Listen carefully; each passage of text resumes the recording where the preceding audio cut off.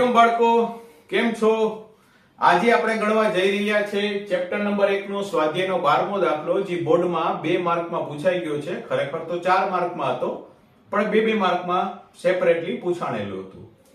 ચાલો, પ્રશ્ન ખૂબ લાંબો હોવાથી આપણે અહીં સોલ્યુશન જ લખેલ છે, અને સોલ્યુશન એટલે લખ્યું કે ઝડપથી થાય. આજના જમાનામાં, ફાસ્ટ જમાનામાં તમારી પાસે ખૂબ ઓછો ટાઈમ છે અને દિવસો પણ જઈ રહ્યા છે, અને 25 ફેબ્રુઆરી આપણી પરીક્ષાની તારીખ પણ છે.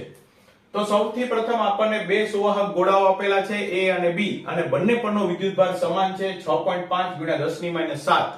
બંને ગોળાઓ 50 સેન્ટીમીટર અંતરે રાખેલા છે. સૌપ્રથમ આપણે સેન્ટીમીટરને મીટરમાં ફેરવશું. તો આપણને કીધું છે અપાકર્ષી બળ કેટલું લાગશે. અપાકર્ષી શું કામ? બંને વિદ્યુતભાર ધન છે. ચાલો કુલમના નિયમનો ઉપયોગ કરીએ. kq²/r². ખૂબ જ નિરાતે આત્મવિશ્વાસ સાથે આપણે બધાની કિંમત મૂકશું.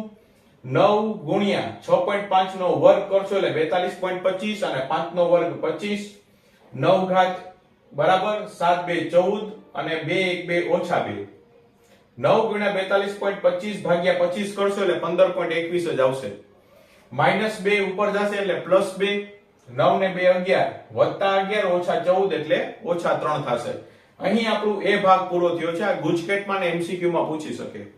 હવે આપણે B માં એવું કહેવામાં આવ્યું છે, જે આપણે ઉદાહરણ 4 માં પણ ગણી ગયા છે, કે વિદ્યુતભારને ડબલ કરવામાં આવે છે અને અંતરને અડધો કરવામાં આવે છે.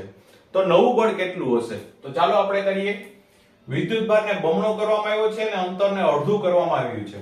તો કુલમના નિયમ મુજબ K Q A dash Q B dash અને R ડેશ એનો વર્ગ. ચાલો બધાની કિંમત મૂકી દે. Q A ડેશ ની કિંમત છે 2Q, આની પણ કિંમત 2Q, અને અંતર એટલે કે r ના છેદમાં 2 નો વર્ગ મૂકવાનો છે. 2 2 4, 2 નો વર્ગ 4, છેદનો છેદ અંશમાં આવશે, ચોકે ચોકે 16, અને kq² ના છેદમાં r ઈ ખરેખર તો 1 ઉપરથી f થશે. ચાલો f ની કિંમત આપણે ગણેલી છે, કિંમત મૂકી દે. 16 × 15.21 કરશો એટલે 243.36. આ -3 છે, એને આપણે પોઈન્ટને શિફ્ટ કરીએ, ખસેડીએ, તો 1 2 અને 3 એટલે 0.243 ન્યૂટન તમારું અપાકર્ષી બળ આવી જશે. આત્મવિશ્વાસ સાથે ગણજો, અને જે ગણો એ એક સરખું ગણજો, કે હવે પછી જોવું ન પડે. Best of luck. Hari Om.